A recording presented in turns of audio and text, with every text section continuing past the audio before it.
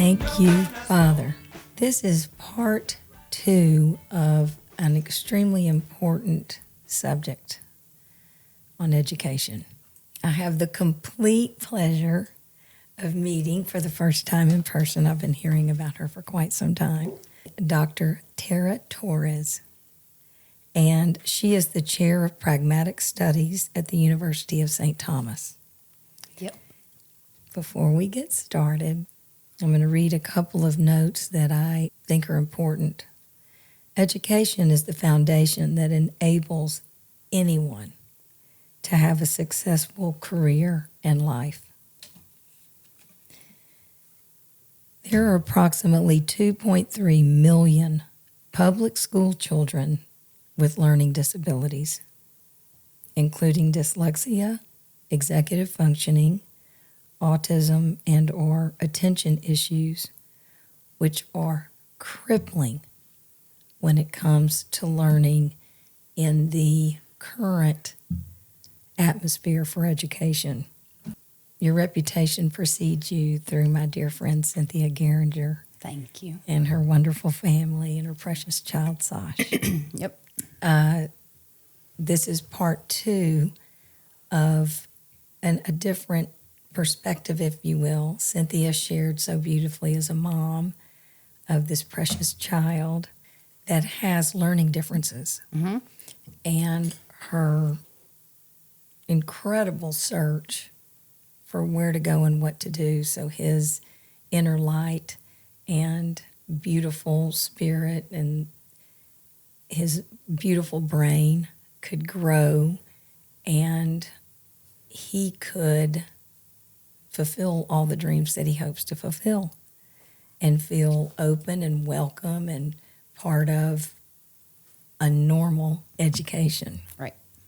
And here we are with you because you are the beacon of hope for so many. Oh, thank you. Please, if you will, tell us a little bit, how in the world did you get here to St. Thomas and get this program going, which we'll tell more about the program momentarily.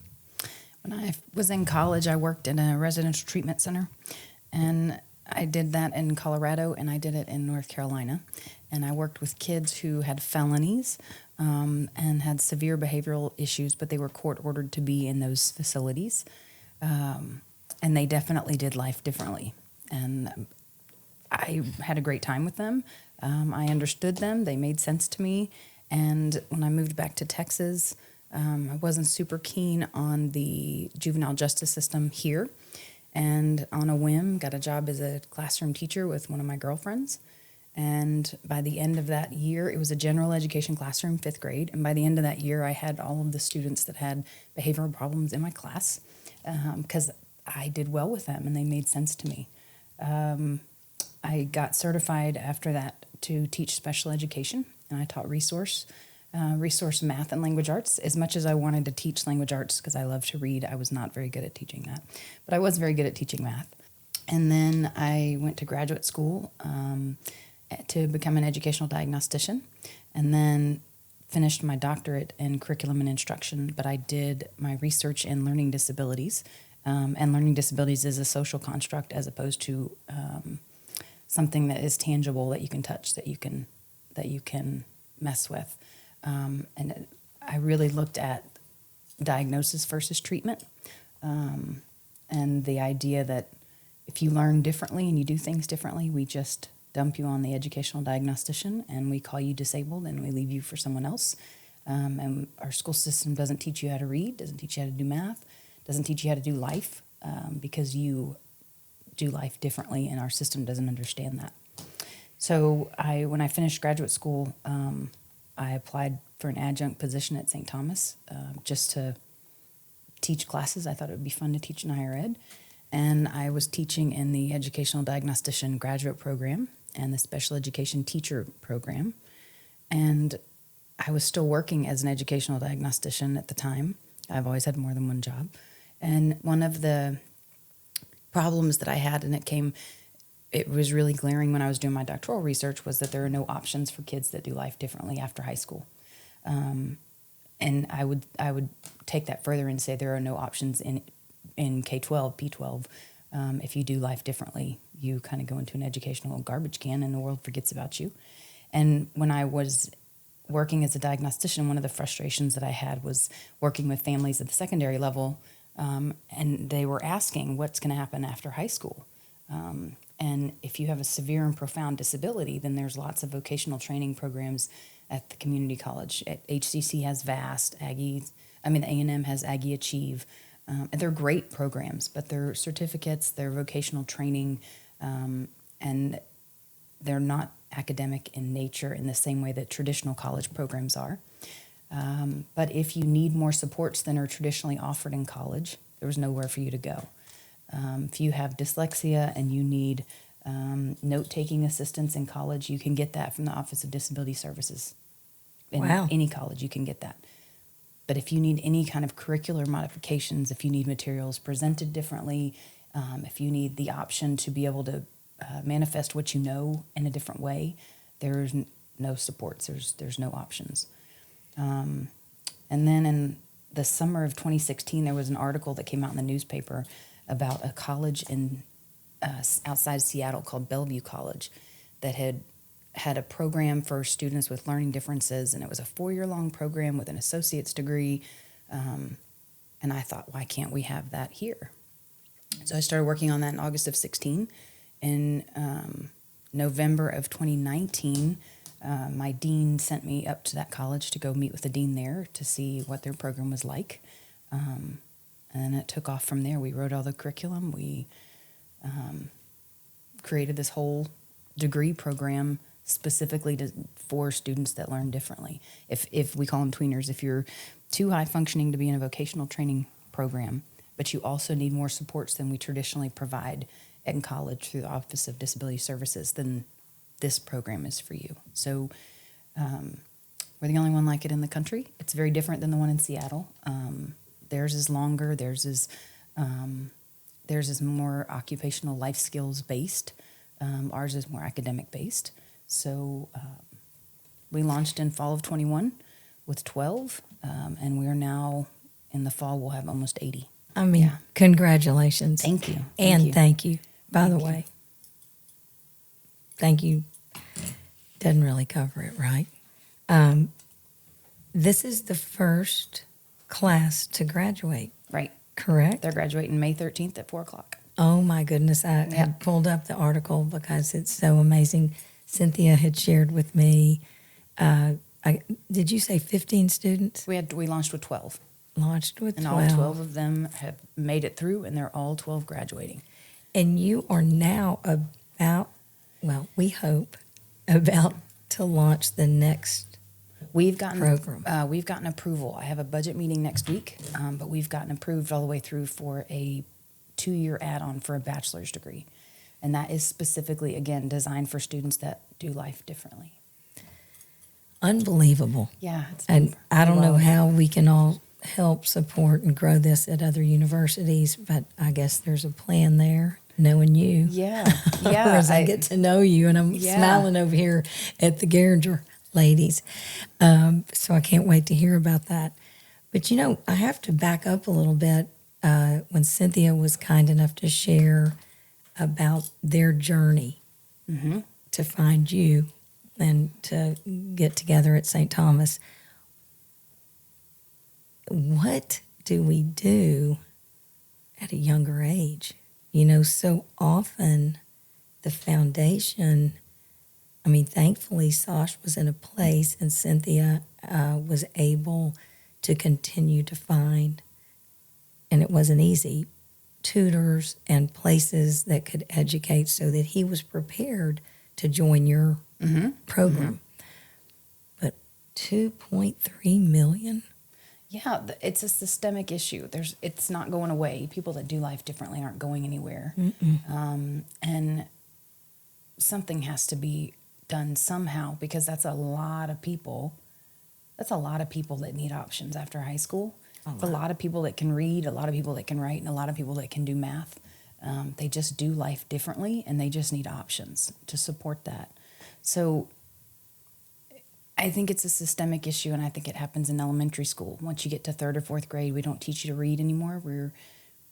We're reading it for you. If you can't read, we're going to call you learning disabled in reading or dyslexic or something, and then we're just going to read it for you. We're going to stop that reading instruction. If you're struggling in math or you're struggling to write, we're diagnosing this as diagnosis versus treatment. We're diagnosing you with everything that everybody else has. All the 2.3 million people have the same diagnosis, but they all learn differently. And it's not that they can't learn, it's that they learn it differently and they need it presented differently. But we don't have a system that supports that. And we have a system where you have 25 kids in a kindergarten classroom, where you have teachers that are not just underpaid, they're severely overworked. And how is one teacher supposed to meet the needs of 20 different kids and 20 different learning styles in the classroom? I mean, check out the scope and sequence. If you need 4 days to cover the Civil War, the district's going to give you a day and a half. What happens if you have a class and you have students that are going to take, 3 weeks to learn how to do long division, right? Well, we can't take 3 weeks to do long division because we have a scope and sequence that's prescribed by the state and by the school districts that says you need to learn it in this much time. So it's a system that we have that says everybody learns the same way in the same day in the same manner. And everyone's going to manifest what they know in the same way on the same day in the same manner. That's what this state testing is. You do the same thing. Everybody fits into a box. And if you don't fit into a box, there's something wrong with you. There's nothing wrong with the system. There's something wrong with you. And so until we change that outlook, until our value system really, it's a whole paradigm shift where we start thinking, well, if I don't fit into a box, there's nothing wrong with me. There's something wrong with the box. There's something wrong with somebody who's trying to put me in the box. Maybe I don't belong in that box. Maybe I don't belong in any box. And until we have a system that's more individualized, nothing's going to change. John Dewey talked about it in the 1800s. Nothing's going to change unless you meet kids where they're at and take them where they can go individually. As long as we have this system where everybody is in lockstep and everybody has to do the same thing all the time, then you have a system that doesn't have any individualization. And the human condition is meant to be individualized, in my opinion. Well, I couldn't agree more. And I think that I'm not sure if we should get you to run for office or if my mind's just kind of, oh goodness, we need to have her talk to so and so and so and so. And so it's so hard because also here you all are at St. Thomas, and I love St. Thomas, this wonderful private, Catholic university. Mm-hmm. And so let's say, thankfully, like Sash, many can get there. Uh-huh. Let's just skip this other part for just a moment.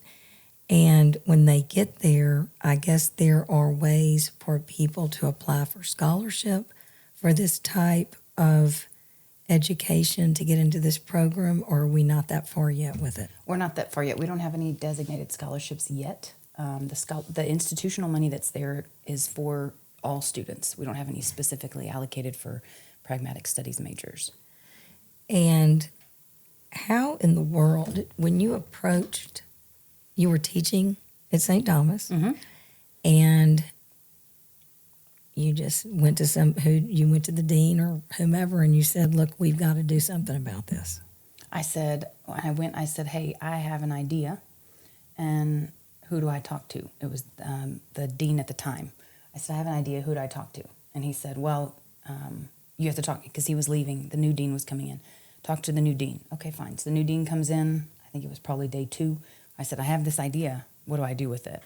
And he was like, well, you can, put it together. Let me know. Not a lot of, didn't really know what to think about it, what to do with it. And then Nicole Walters, who is now the dean of the Colby School of Innovation at University of St. Thomas, her and I worked together for years. And I said to her, hey, I have this idea, and I don't know what to do with it. And she said, well, I can tell you what to do with that.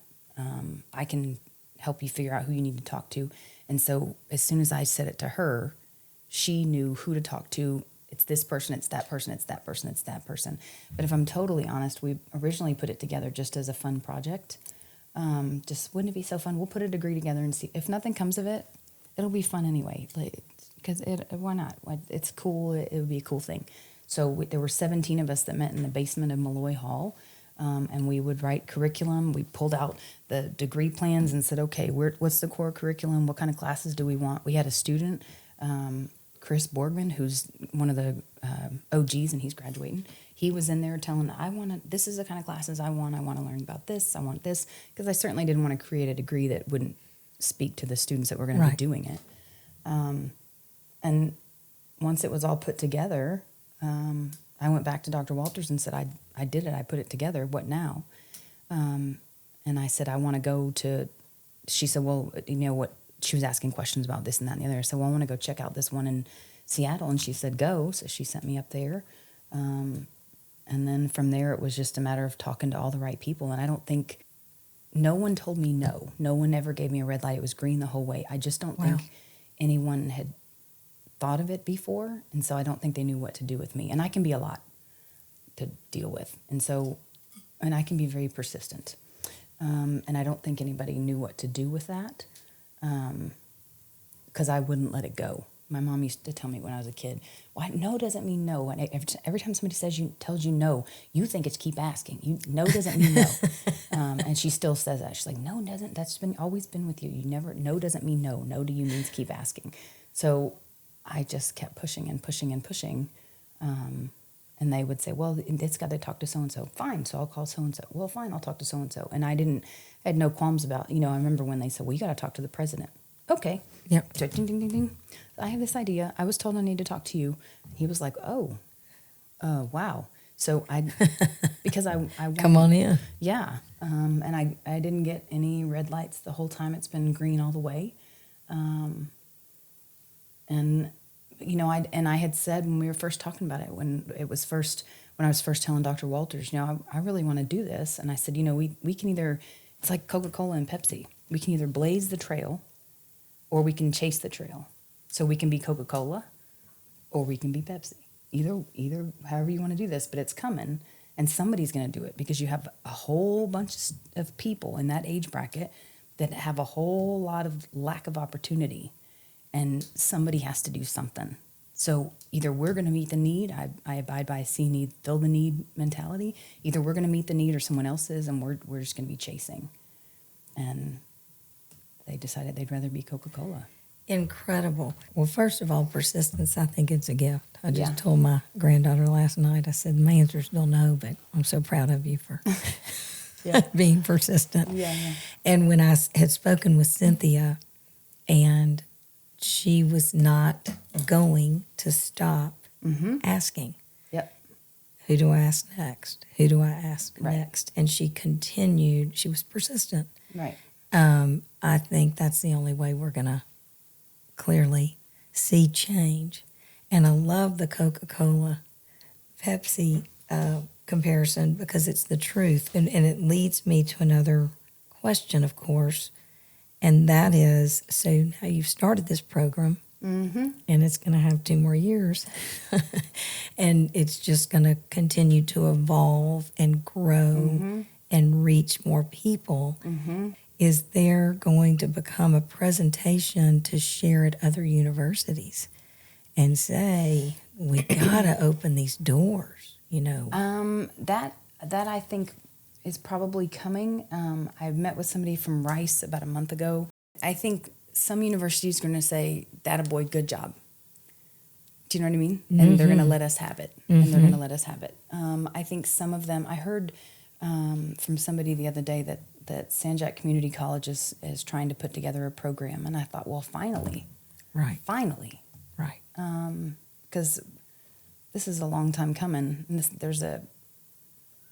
there's just too many people. There's too many people out there that can read and write and do math, that want to go to college, that have been told no. There's too many people that do life differently that just need a shot. They just need an opportunity. That's it. All they're asking for is an opportunity. And what skin is it off anybody's back to give somebody an opportunity? How does it negatively impact your life to give someone else a shot? I don't understand why would you not do that? So to other universities and other institutions, I think, well, bring it. Bring it. There's too much out there and there's too much of a need out there. And shame on you for waiting for me to do it before you decide to do it. Well, again, and no surprise, because Cynthia said, you're not going to believe Dr. Torres. You're just not going to believe her. She is, she blazes the trail. How in the world, what keeps coming back to me is your work in the juvenile system with these kiddos that needed help beyond this. Mm-hmm. Do you often see that a lot of those kiddos, or some, had learning differences, so therefore they were frustrated in some way, Yep. and it led them down this path that led to trouble? Well, think about it. If you think about Maslow's hierarchy of needs, right? One of the basic needs that you have is to belong and to fit in, right? Mm-hmm. We also need control as people, not necessarily control over the rest of the Right. world, but you need control over your own domain. Mm-hmm. And you need to belong. That's a basic human need, is to belong. Mm-hmm. Well, if you're going to school and everybody else is doing what the teacher says that they're supposed to be doing, but you aren't doing it like the teacher says to do it, and it doesn't make sense to you like the teacher says, Right. and you don't want to be different and you don't want to be weird, but you're starting to kind of feel a little funny because you know that you're in all these reading groups. You have the Blue Jays, the Cardinals, and the Buzzards, and you know why you're in the Buzzards, Mm-hmm. right? Nobody calls the group of Buzzards the Mockingbirds. They're always Right. called the Buzzards or the Vultures, and you know why you're in that group. And if that's what your put-togethers are, and things, and as demands increase, it gets harder and harder because that foundation has been so hard for you to get to. Why would you not start acting out? Why would you not be frustrated? Why you live in a world where you feel like you don't fit in and you don't belong and nobody understands you? Why would you not? I mean, I certainly would. 100%. And you've been told you're a buzzard, By the way. They've labeled you as a buzzard. Right. Right. And you wanted to be a cardinal. Right. Just didn't know how to do it. Right. Didn't know how to do it. And no one would meet you where you were at. First of all, there shouldn't be buzzards. Mm-mm. Right? Mm-mm. And I don't get into ability grouping ever. Me and Marty talked about that. We're talking about that today. I hate ability grouping. But at the same time, if you're not meeting somebody where that person's at, how is the person ever going to show growth? And if we would agree that we're all individuals, but this again gets into systemic issues. If we're all individuals, then where my point A is different than your point A. So why can't I just, if I'm the educator, why can't I meet you where you're at and take you to your own point B? Why do I have to take you to the same place everybody else is going? And then when you don't get there in the speed and the rate that I think you should, then something's wrong with you and I'm going to call you disabled. Right. Well, am I disabled, or is it a teacher issue? Is it a curriculum issue? Right. Is it just a developmental issue? Maybe I'm just not there. I mean, there's something wrong in my opinion when the state of Texas says that kindergartners need to learn to read. I mean, come on. Right. They're kindergarten, for crying out loud. Well, and they're taking away the joy Right. of kindergarten, Right. and it's becoming a job Yep. rather than to learn to love to learn. Right. Right. The joy of learning. Right. And if learning is hard, think about that. If learning is hard for you, then you don't love to learn. Mm-mm. So school's not going to be somewhere where you're going to act right anyway, because that's not where you want to be, because it's hard for you. And you know that you're different. You're realizing that your teacher thinks that you're different. You're worried that the other kids are going to think that you're different. And how are you supposed to respond to that? Even as grown-ups, if we're in a big group of people and I think that I'm the odd duck, I'm not going to be there very long. Right. I might not throw chairs and this kind of thing, Right. but I'm not going to be in that group very long because I don't fit in.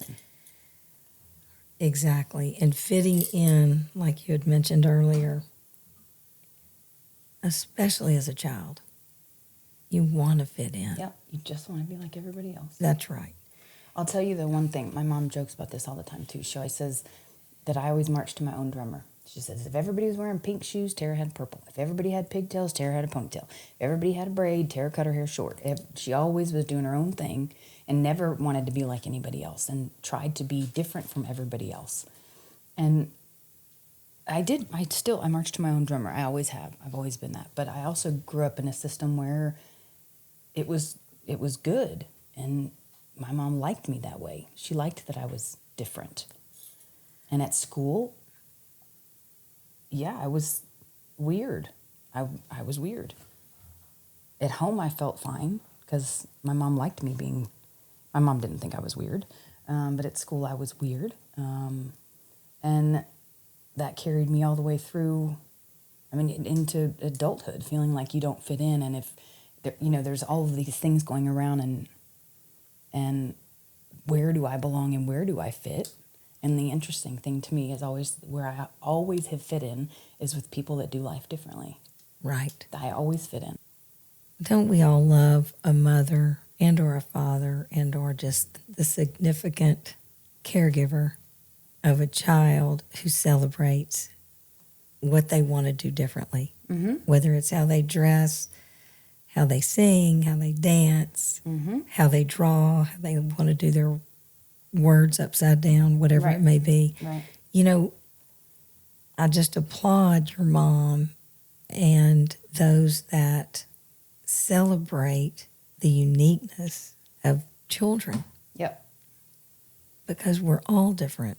Yep. And I say that at the same time, we're all the same. Mm-hmm.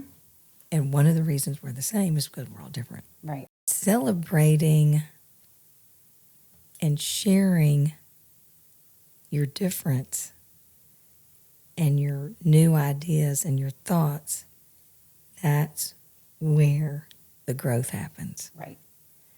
And I think that's so important.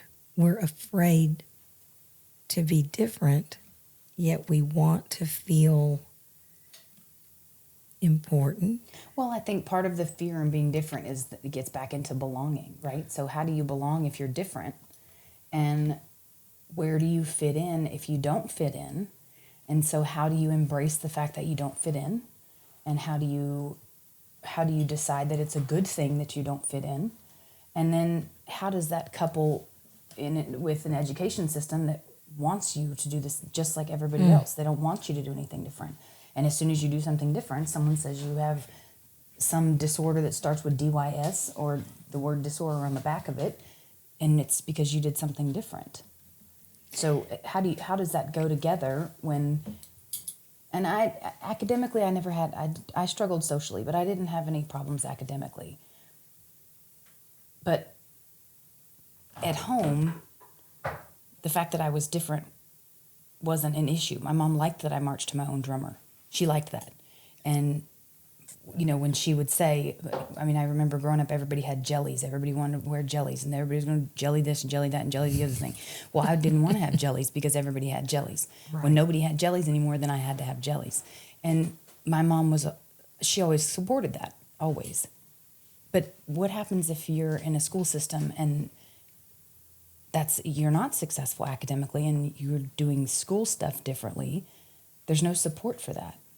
And as much as we say, well, yes, there is. Oh my gosh, this kid has dyslexia and he works with a dyslexia specialist. And I think, well, why is he working with the dyslexia specialist? You're the second grade teacher. You're supposed to be teaching him to read. Why does he have to go see somebody else to learn to read? Right. Because he's different. So as a kid, I think that I hear it all the time. That has got to be such a struggle to figure out where you fit in, because you fit in at home, you fit in with your family, you fit in with friends that you may have, but in an academic setting, where do you fit? Because you are different, you do it different, and why is that not embraced?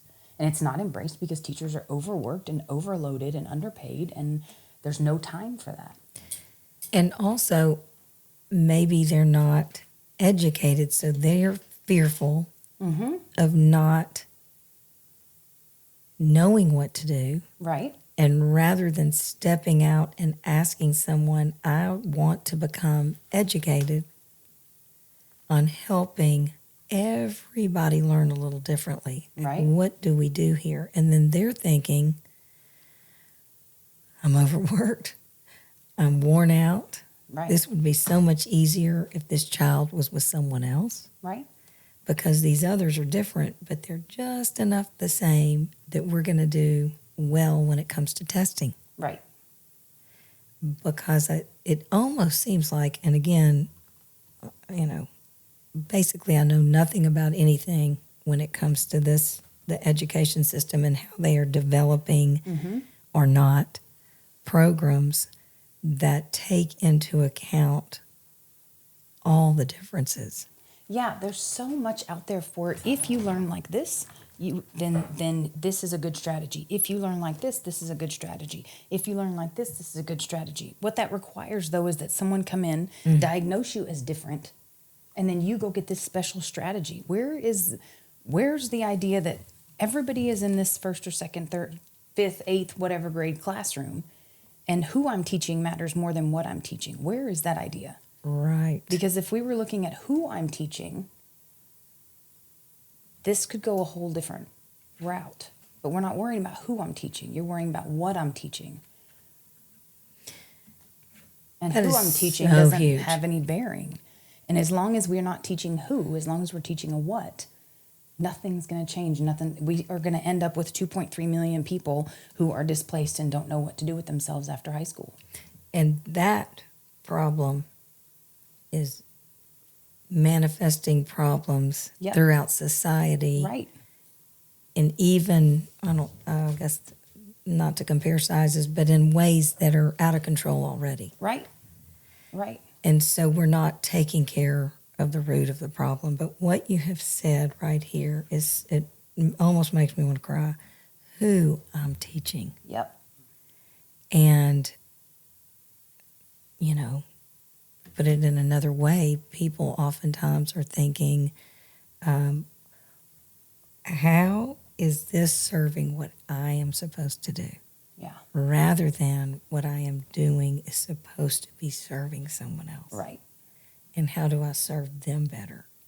That's across the board in society. Right. That's the whole see a need, fill a need idea. If we are all servants of God, in my opinion, we are. If we're all servants of God, we're supposed to be taking care of people that can't take care of themselves. We're supposed to be providing opportunities to people that need them. We're supposed to be serving other people. I'm not here for myself. I'm here as a servant of God to serve other people. And as a classroom teacher, those 5-year-olds, those 8-year-olds, those 12-year-olds in my class, number one, they don't belong to me. Those are somebody else's prized possessions. Mm-hmm. And number two, how am I serving them? Mm-hmm. How am I serving them if I'm requiring them to fit into a box and I'm requiring them to do the same thing on the same day in the same way? How am I serving them? Mm-hmm. But where do they need to go on an individual basis? And where you're at and where Cynthia is and where Marty is and where Joe is and where Mary is and where Susie is all different point A. Everybody has a point A. They're all different. So why can't we find where that is and then work with the child, work with the person we're serving to figure out what point B looks like? Because your point B is going to be different than anyone else's. They're never, ever too young to be talked to. No. Never too young to be talked with. Never.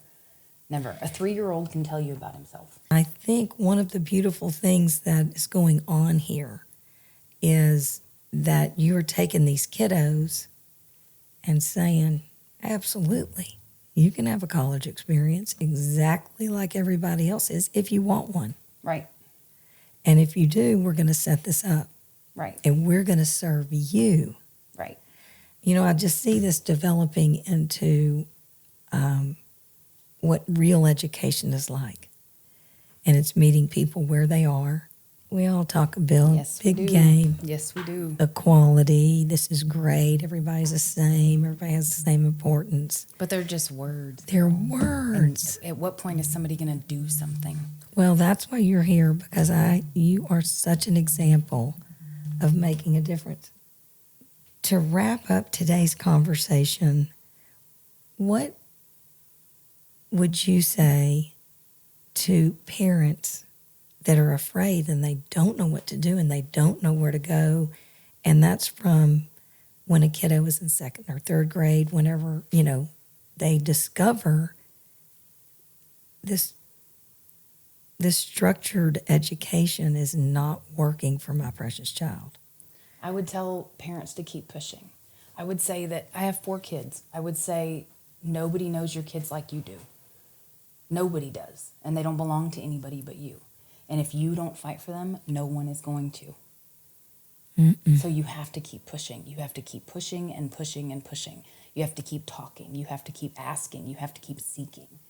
And you keep going. And you don't ever accept no for an answer. No is not a response. No is not an answer. No is a cop-out. Don't ever accept a maybe. Don't ever accept an I don't know. Keep pushing until you get the green lights. It's just like, it's what Cynthia did. Yep. Because she did not sit down. Oh, no. She did not sit down. Nope. Anybody that told her no, I'm not going to accept that. And she kept pushing. And now Sasha's about to graduate from college. I want to thank you for blazing the trail, for being a beacon of hope to these families, to their kids, to creating this change. And I hope that I and anyone that hears this can be, supportive in any way possible. Yeah, any way, even if it's just talking about it and spread the word that we're out there and telling families and telling teachers that there are options. There are opportunities. If you do life differently, there are college options, good college options. We're an accredited school. We're a big, beautiful campus in Montrose, and there are options. And these kiddos are becoming educated to where they have options in their professional lives moving forward. It's not like, oh, we're just training to do these things. Right. It's not just a certificate. It's an accredited college degree that they earned. They worked their tails off. They have not, nothing's been given to them. They're not, everybody just gets a certificate. Everybody gets a trophy. They've earned every single grade point that they've gotten. And they've hung in there, and we call them the game changers. Well. Yeah. And look at their leader. Oh, thank Game you. changer.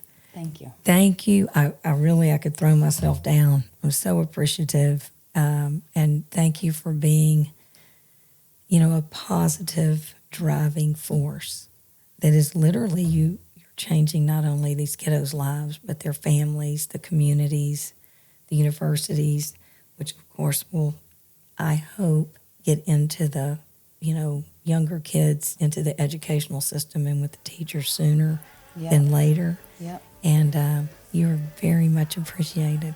Thank you. Thank you so much. Under pressure.